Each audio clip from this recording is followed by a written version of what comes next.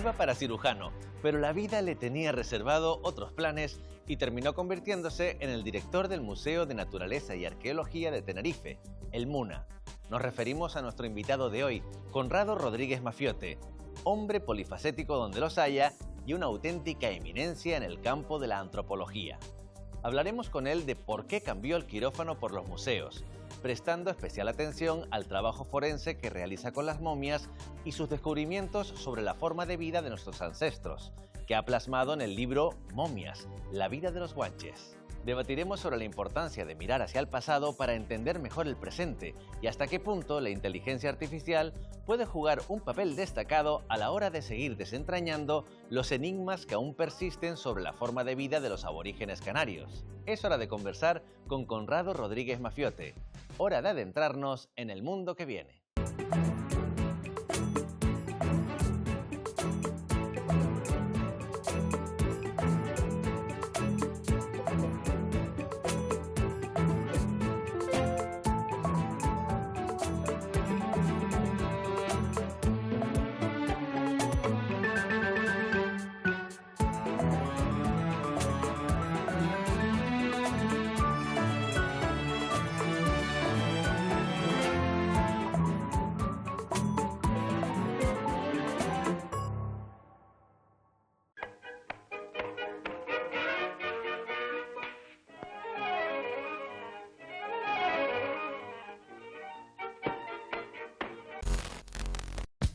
El Museo de Ciencias Naturales de Tenerife fue fundado en 1951. 7 años después llegó el Museo Arqueológico de Tenerife y en 1993 se creó el Instituto Canario de Bioantropología. Los tres organismos, que funcionaban de manera independiente, a mediados de la década de los 90 pasaron a formar parte de un proyecto integral que los englobaba a todos, el MUNA, Museo de la Naturaleza y la Arqueología. Además de ser un referente a nivel mundial en lo que se refiere a conservación de momias, está considerado como el complejo museístico más importante de la Macaronesia. Al frente del mismo se encuentra nuestro invitado de hoy, Conrado Rodríguez Mafiote, que, paradojas de la vida, en realidad iba para cirujano, cuando el MUNA se cruzó en su camino, llevándole a cambiar los quirófanos por las salas de exposiciones. Conrado, ¿qué relación tienes con el pasado? Pues no lo sé. Si te digo la verdad, el pasado vino de manera, digamos, un tanto espontánea, porque yo soy médico, no soy arqueólogo ni antropólogo stricto sensu. Pero como mi padre era el profesor de Historia de la Medicina en la Facultad de Medicina de La Laguna, pues por ahí su amistad con Luis Diego Cuscoy, mi tesis se hizo sobre un tema anatómico, no tenía mucho que ver con la arqueología ni nada de eso, de los guanches, de variaciones discontinuas, que es como se llama en el cráneo, y por ahí me fui metiendo. Y mira dónde hemos llegado. O sea que al final la vida es, ¿cómo decirte?, una suerte de azares, de casualidad y también de suerte, digamos así, ¿no? Pero ¿se ha perdido Canarias un gran cirujano? Hay muchos muy buenos cirujanos, sobre todo la especialidad que yo hacía, que era cirugía ortopédica y traumatología. Yo trabajé 2 años en el ambulatorio de Lorotava, con Julio de la Barreda, en cirugía ortopédica. ¿Llegaste a ejercer entonces? Sí, claro, y seguí ejerciendo tiempo. Pero mira, los avatares del destino hicieron que cada vez se fuera complicando más hacer las dos cosas. Y al final solo cabía una, y me elegí por esta. Evidentemente, con el tiempo te has vuelto un experto en lo tuyo, ¿no? O sea, quizás entraste a tientas, pero que ahora puedes tratar de tú a tú profesionalmente con cualquier antropólogo, historiador, ¿no? Bueno, me pasó lo mismo que a muchos médicos en este campo, que se van interesando porque les gusta la historia, les gusta la arqueología. Y claro, qué mejor cosa que hacer que la parte de enfermedades en poblaciones del pasado en general. Y las poblaciones del pasado aquí son muy recientes, son de menos de 6 siglos atrás. Entonces, pues bueno, siempre es un campo de interés que no mucha gente, ahora sí, pero cuando yo empecé, muy poca gente trabajaba en Canarias. Estaba Juan Bos Millares aquí, mi propio padre, en Tenerife, y luego pues se fueron metiendo Carlos García en el hospital, el propio Julio de la Barreda, Emilio González Reimers, gente que se fue interesando, que eran médicos de distintas especialidades, y que se fueron interesando por el pasado insular desde el punto de vista patológico, también epidemiológico, etcétera. Y por ahí empezamos. Luego también entró un campo muy interesante, que es la antropología forense, y ahí ya sí que empezó a ser complicado, bueno, complicado, digamos distinto, porque si bien desde el punto de vista antropológico físico y paleopatológico es un mundo más patrimonial, el antropológico forense es un mundo judicial, digámoslo así. Entonces, aunque las líneas de investigación y los métodos son similares, lo cierto es que estás en un contexto distinto. No te puedes equivocar, no puedes especular, lo que digas tiene que ser comprobado por peritos, etcétera, etcétera. Y ahí empezamos a establecer contacto, o lo empezaron a establecer ellos con nosotros, pues con el equipo argentino de antropología forense, la Fundación de Antropología Forense de Guatemala, Naciones Unidas, Cruz Roja, y al final estuvimos en distintos sitios trabajando en estos temas, ¿no? Un tema apasionante. Hablabas de que nuestra historia o nuestra prehistoria está mucho más cercana que Por supuesto. en cualquier otro lugar. Eso debería ser las cosas más sencillas. ¿Estamos al nivel de conocimiento que esa cercanía daría a entender? Mira, en poblaciones del pasado nunca tienes un conocimiento full, un conocimiento al 100%, y siempre te sorprende. Una de las ventajas que tiene Canarias es que, fíjate que la conquista de Canarias termina 4 años después que América está descubierta. Y desde el punto de vista médico, desde el punto de vista epidemiológico, aquí sucedieron lo que se llaman enfermedades de contacto, que son las que suceden cuando se produce la expansión colonial europea, siglo XV, siglo XVI, y hay contacto, por eso se llaman así, entre las poblaciones, los distintos países de Europa, que en aquel momento eran básicamente España y Portugal, después se sumaron Francia, el Reino Unido, etcétera, etcétera, bueno, Gran Bretaña, y hay un intercambio de enfermedades.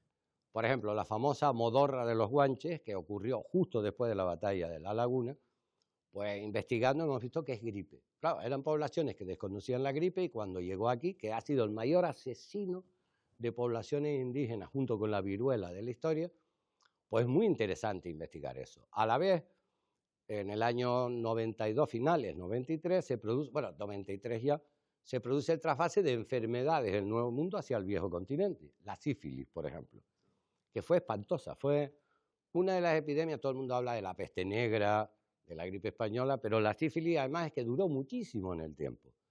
Y eran cuadros que no tienen nada que ver con los actuales, eran cuadros tremendamente dañinos para las personas, con una facilidad de transmisión tremenda, desfiguraba a las personas, producían unos dolores espantosos, y aquello ni los médicos de la época no sabían a qué se atenían. Y todo esto lo podemos estudiar, no a ese nivel quizás, pero sí a otros niveles en Canarias. Por ejemplo, la llegada de la peste a Canarias, que fue terrorífica, del tifus exantemático, todo eso son cosas que ahora se están empezando a estudiar, sobre todo a raíz de la COVID, que fue terrible para la población en general, que estuvimos 2 meses encerrados. Bueno, en Argentina estuvieron y en Chile 9 meses encerrados. Y eso ha abierto, digamos, la curiosidad para ver qué pasó aquí con todas esas enfermedades. Hay una muy reciente, que es la gripe española, de 1900, mal llamada gripe española, de 1918, que sobre todo en Gran Canaria, en La Palma, fue terrible.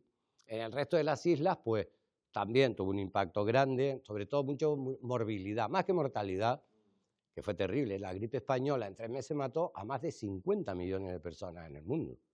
Fue una cosa que yo creo que ni la peste negra se había visto, porque fue más larga. Esta duró muy poco, tuvo 3 olas. La primera fue, bueno, una gripe fuerte y ya está, pero la segunda, de octubre a diciembre, se llevó por delante a más de 50 millones, en un mundo que tenía 5 veces menos habitantes que hoy, ¿no? O sea, tremendo. Entonces todo eso, pues es un área de investigación muy importante que ahora se está haciendo en prácticamente todo el mundo y que nosotros también estamos participando en ella. Podría parecer que conocer cómo vivían los aborígenes canarios es algo que solo tiene importancia para los habitantes del archipiélago, pero nada más lejos de la realidad. Los misterios que rodean a nuestros ancestros son tan fascinantes que investigadores de todo el mundo han mostrado un gran interés por todo lo que tiene que ver con la cultura y forma de vivir de los guanches. En Canarias también hay una variabilidad muy grande. Por ejemplo, Gran Canaria tiene una sociedad muy bien estructurada, donde se controlaban excedentes. Ahí están los hilos, que es una de las grandes, uno de los grandes hallazgos en Canarias. Luego había sociedades, como más en Tenerife, por ejemplo, o en las islas occidentales, por decirlo así, que eran de otro tipo totalmente distinto de movimientos económicos, sociales, etcétera, ¿no? Es muy interesante por esa variabilidad. Por ejemplo, una de las cosas que más llama a los investigadores foráneos, extranjeros, sobre todo norteamericanos, es que estas 7 islas, que son pequeñas todas, porque todo el mundo habla del Hierro, por ejemplo, ¿no? Pero Tenerife, comparado con Hawái, que es, o Gran Canaria, o Fuerteventura, que son las mayores. Y aún así, todas estaban pobladas en el momento de la conquista, sin que se viera ningún atisbo de que esa población pudiera fracasar por déficit. Al revés, podían fracasar por exceso de población. Ahí está pues, el infanticidio femenino en Gran Canaria, por ejemplo, ¿no? Porque hubo un momento que Gran Canaria y Tenerife estaban a punto de llegar al máximo de la capacidad de carga, de la carrying capacity de esas islas, ¿no? Entonces es tremendamente interesante. Las islas son laboratorios para el estudio de los fenómenos que ocurren en ellas en el continente, porque en poblaciones del pasado, obviamente, ¿no? Porque los continentes en general también tienen un montón de zonas aisladas, la Patagonia, por ejemplo, ¿no? Isla del Fuego, Tierra del Fuego, en Argentina y Chile. Esas poblaciones, quieras que no, están aisladas prácticamente y sobrevivieron con un clima que no es el de Canarias, obviamente, ¿no? Las aleutianas, entre el Pacífico, en el Pacífico Norte, pues igual. Y esas poblaciones sobrevivieron a lo largo de la historia con una adaptación tremenda al medio y con islas que tienen recursos limitados, porque son islas, ¿no? Siempre les queda el mar.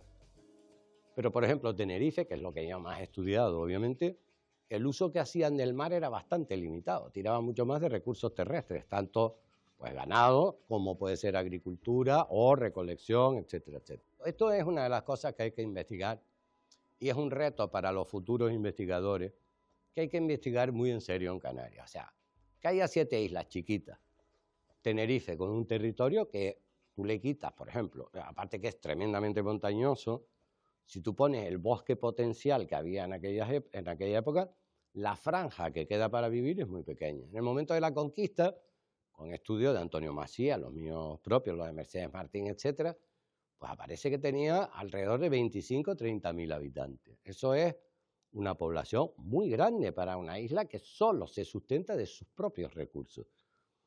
Y en ese momento, pues probablemente estaban en lo que le pasó a Gran Canaria, pues un siglo o 50 años antes, más o menos, que están a punto ya de colapsar por exceso de consumo. Y es un futuro para el campo de investigación para Canarias. Estamos viendo que se siguen aprendiendo cosas, se siguen descubriendo cosas. Seguro que tú, a lo largo también de tu ya carrera profesional ligada a todos los estudios arqueológicos y de la historia, también has asistido a modificaciones, algunas bastante notorias, del llamado relato de nuestra historia. ¿Cómo Sí. has ido viendo ese cambio del relato? Mira, eso es una verdad como un templo. Primero, se han ido implicando en esta investigación, digamos, artistas que vienen de otros campos. Esto es fundamental, la Sí. investigación interdisciplinar. Luego, obviamente, ha contribuido mucho las nuevas tecnologías y los nuevos medios de comunicación, qué duda cabe. Y por otra parte, se han abierto campos, no ya paleopatología o paleoepidemiología, que mal que bien, don Juan, pues mi propio padre y tal, ya hacían. Pero lo que es la colonización insular. Eso se abrió en los años 90 con Rafael González Antón en el Museo Arqueológico, cuando era director él.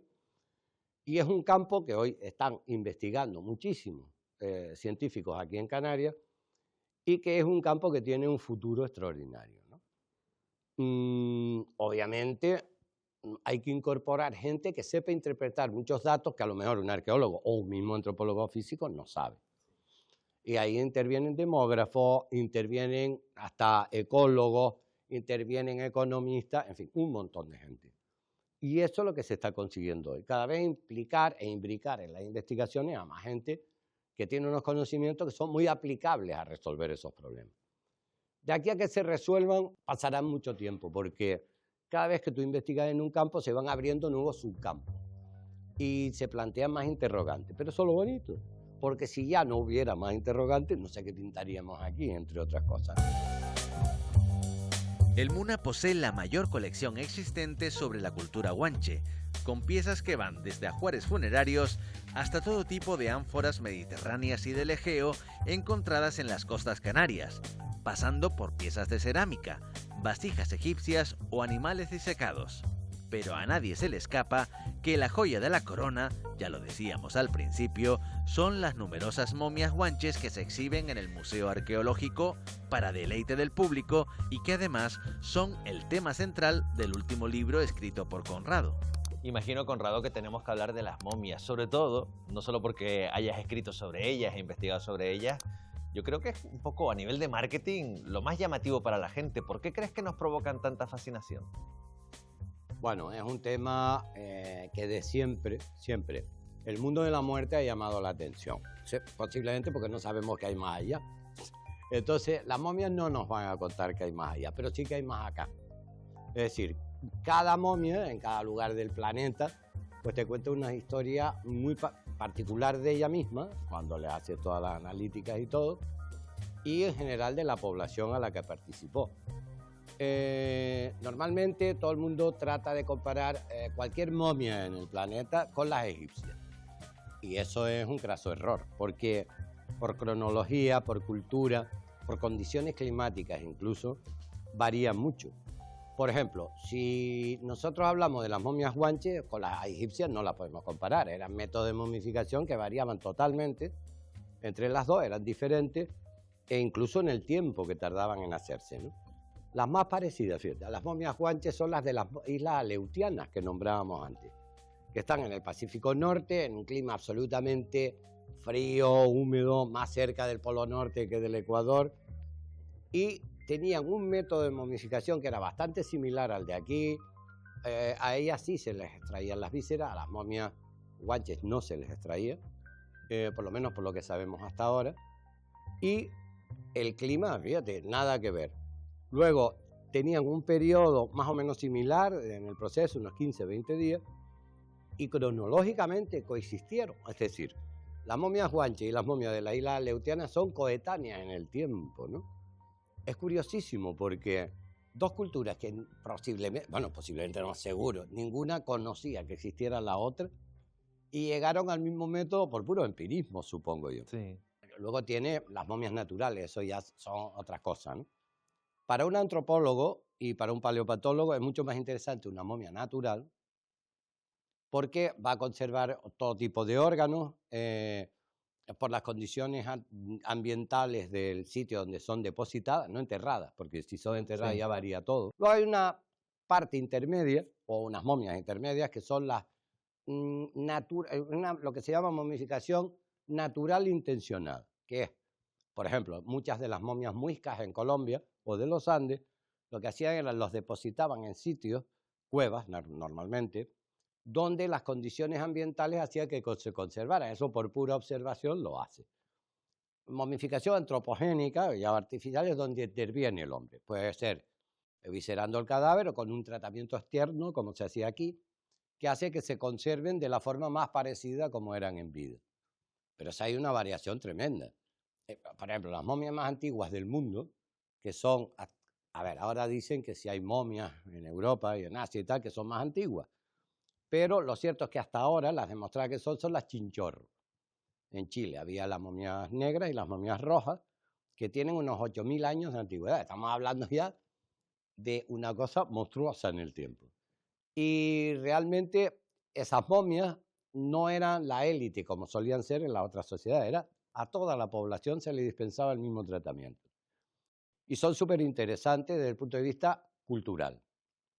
Te refleja unas ideas religiosas, unas ideas sociales, unas ideas, en otros casos, de clase, etcétera, etcétera. Y cuanto más se avanza también a nivel de investigación y de tecnología, más nos cuenta una momia, ¿no? Hombre, por supuesto. Hoy en día, desde las técnicas de imagen, la TAC, incluso resonancia magnética, que se está empezando a usar con unos resultados que son bastante malos en comparación, porque claro, al no tener partículas líquidas no reflejan una imagen. Pero se están intentando salvar esas distancias con lo que se llama fantomas, etcétera, etcétera. Pero bueno, la imagen de un TAC es infinitamente mejor. Luego, a nivel de analítica, no hablemos. O sea, ahí tienes desde el ADN antiguo, que con las técnicas que hay hoy, la genómica, la reconstrucción de dietas antiguas a través de isótopos estables, la inmunología, la parasitología, etcétera, etcétera. Bueno, es un campo infinito, cada vez te dan más datos. La toxicología, pues las intoxicaciones que se producen, luego la paleoecología, la paleogeografía, etcétera, etcétera, pues son unas herramientas extraordinarias para hacer una reconstrucción perfecta de esas sociedades. Llegados a este punto, no podemos obviar la polémica que existe con el Museo Arqueológico Nacional de Madrid, que se muestra reacio a que la momia guanche que tiene en su poder regrese a Tenerife, algo que desde el MUNA se ha solicitado en reiteradas ocasiones. Ni siquiera el hecho de que ya no se esté exponiendo en la capital de España, merced a la nueva política de la entidad de no exhibir restos humanos, ha hecho que sus responsables cambien de opinión. Pregunta con segundas, pero tú respóndela como quieras. ¿Dónde tienen que estar las momias? Las momias deben estar en el sitio de donde proceden, porque están contextualizadas. A ver, tampoco soy un chiita en eso, o sea, hay situaciones en que se puede llegar a un convenio de colaboración, a un intercambio, etcétera, etcétera, que permita que se exhiban tanto en el sitio de donde procede. Ha habido un montón de exposiciones. Por cierto, la primera que se hizo fue en Tenerife, en el año 92, pero es verdad que pueden permanecer meses en el exterior sin ningún problema. No se puede aducir problemas de conservación, porque hoy también las técnicas de conservación de las momias han avanzado tanto en el transporte, el cuidado, el mantenimiento, etcétera, etcétera, que hacen que no sea ningún problema ese transporte. Pero siempre yo soy partidario del diálogo en vez de la imposición, siempre. Además, el que se siga aduciendo temas de que un lugar, una ciudad o un país es el único que tiene la capacidad de conservar algo, ya a estas alturas es un poco de aires de superioridad, ¿no? Sí, por supuesto. O una milonga. Claro. Yo entiendo a ese museo en el sentido de que esa momia va a ser la joya de la corona en algún sentido. Y como decíamos antes, pues es un tema que atrae a mucha gente. Pero tú aduces las razones que quieras, di, no la voy a devolver porque no me da la gana. O esto es un tema de decisión política y mientras no me lo ordenen yo no la voy a devolver. Pero no me vengas con las milongas que decías tú antes, de que si el transporte, que si la seguridad. Vamos a ver, hombre, que nosotros hemos traído momias de Argentina, no ya de Madrid o de La Palma, no, que también hemos traído momias de Argentina. Hemos llevado momias a Granada y no ha pasado nada. ¿Sabes por qué? Porque los técnicos que tenemos, las técnicas en este caso, son personas perfectamente formadas que tienen precisamente la formación en restos momificados, es espectacular, que se han relacionado con la Getty, que es la mayor fundación del... Bueno, la responsable de los módulos para momias en el Museo del Cairo, tanto en el almacén como en la exposición. O sea, algo sabrá esa fundación. Pues somos colaboradores de ellos. O sea, di que no quieres, pero no que no puedes o que estás velando por la integridad de la mano. Hombre, si se cae el avión donde vienen o se hunde el barco, pues evidentemente que puede pasar, siempre puede pasar. Pero no porque el transporte o las condiciones de conservación durante el transporte falle, porque eso es inviable hoy en día. O sea, son absolutamente argumentos no válidos hoy. Que tú no la quieres devolver, dilo claramente, mira, no te la voy a devolver, no sigas insistiendo y ya está. Pero no la momia guanche de Madrid, cualquier momia en el mundo. Y no ponga artificios, fuegos artificiales que no sirven de nada y que nadie te cree, además. Conrado, hablemos de también tu labor, ¿no?, al frente del Museo Arqueológico de Tenerife. ¿Qué te gustaría que significara ese museo para la población canaria? Bueno, pues supongo que lo mismo que el Museo Canario o el Museo de Benagorita en La Palma, ¿no? Me gustaría que todos esos museos fueran un referente de lo que lo que fueron las culturas aborígenes, que mostraran cómo vivieron esas poblaciones, cómo llegaron, cómo se adaptaron al medio que tenían. Hay proyectos fantásticos como el de Lobos, que están haciendo ahora mismo Mercedes del Arco y Carmen del Arco, con el Cabildo de Fuerteventura y el Museo Arqueológico de Betancuria, como es en Lanzarote, Pablo Atochi, insisto otra vez, o en La Palma también, que hay ahora proyectos muy interesantes, aquí en Gran Canaria, que no te cuento, y en Tenerife. Pero lo que sí te digo es que me gustaría que esos museos reflejaran no solo la cultura parcial de cada una de las islas, sino que se llegaran a fórmulas de integrar de alguna manera una visión en cada uno de ellos de lo que fueron las demás islas, porque Canarias hay que entenderla como un conjunto. Vale, que es un archipiélago, como decíamos antes, que todas las islas estaban pobladas y todas desarrollaron su cultura, pero forman un conjunto que fue descubierto al mismo tiempo, conquistado al mismo tiempo y mostrado al público, al mundo y sobre todo a la comunidad científica al mismo tiempo. Eso es lo que me gustaría. Y me gustaría también que plasmara los últimos resultados obtenidos con las técnicas de investigación que se están usando hoy en día. Es difícil que todos tengan una dotación a nivel económico, digámoslo así, para conseguir laboratorios ideales con todos los medios y tal.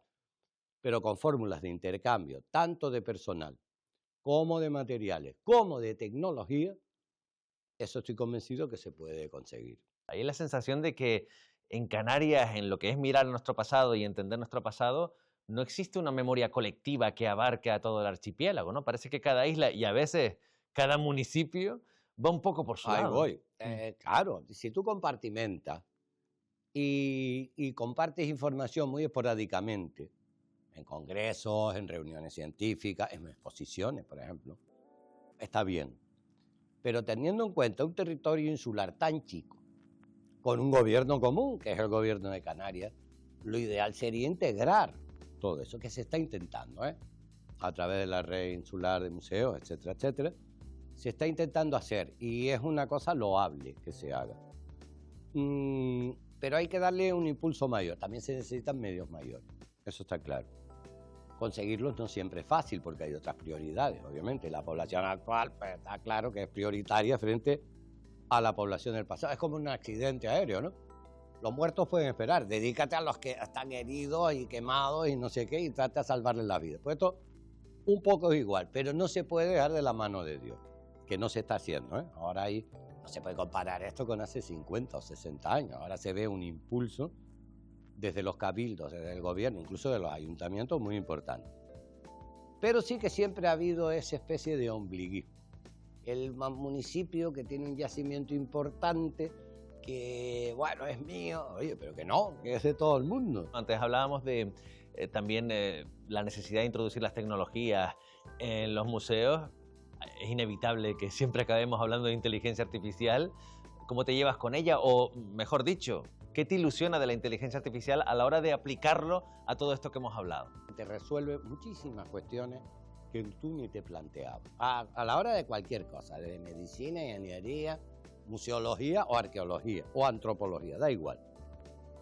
Supongo que por ahí va el futuro. Por el mundo de la prehistoria, la protohistoria, la arqueología, la antropología, exactamente igual. Te da algunas veces visiones que tú no tienes, sobre todo cuando se trata de exponer, porque evidentemente la inteligencia artificial está hecha por inteligencia natural, que somos nosotros, y le mete los datos que tú conoces. Pero tiene la virtud de que a veces te puede dar soluciones, porque evidentemente al meter datos de todo el mundo, pues hay muchas opiniones y muchas veces las contrasta. Y entonces, por ejemplo, a la hora de hacer una exposición, a la hora de hacer un museo, o a la hora de encarar un proyecto de investigación, te va a dar unas pautas que a lo mejor tú no has visto. La mayoría las conocerás, pero hay un 20%, 15% de esas pautas, de esas fases, etcétera, que tú no conoces y que te pueden orientar. Eso es lo que yo le veo. ¿Puede hacer mil cosas más? Por supuesto, es que mira para atrás 30 años, mira dónde estaba, que no había ni móviles. Y mírate ahora, y dices tú, madre, pero si es que ya quisieran Armstrong, Aldrin y Collins haber llegado a la Luna con un móvil, porque aquellos que no sabían si iban a volver. Me gustaría terminar apelando al Conrado más curioso y que mantiene esa fascinación por el pasado con un supuesto bastante clásico, eso de ¿qué harías si tuvieras una máquina del tiempo? Le voy a poner un condicionante. Solo se puede hacer un viaje, hay que definirlo muy bien y estar un día en un sitio, o sea que tampoco habrán grandes traslados. ¿A qué periodo irías y dónde? Quizás si me pones, me iría quizá al último día de Cristo, fíjate. Lo cierto es que me gustaría saber de verdad qué pasó y cómo fue aquello. pero en un día no creo que lo hubiera resuelto. Dame una semana. Bueno, venga, te doy Dame una la semana, última semana de Cristo. o a lo 10 mejor. días, y entonces yo me gustaría volver y contarlo. Eso sí que me gustaría, volver y contarlo.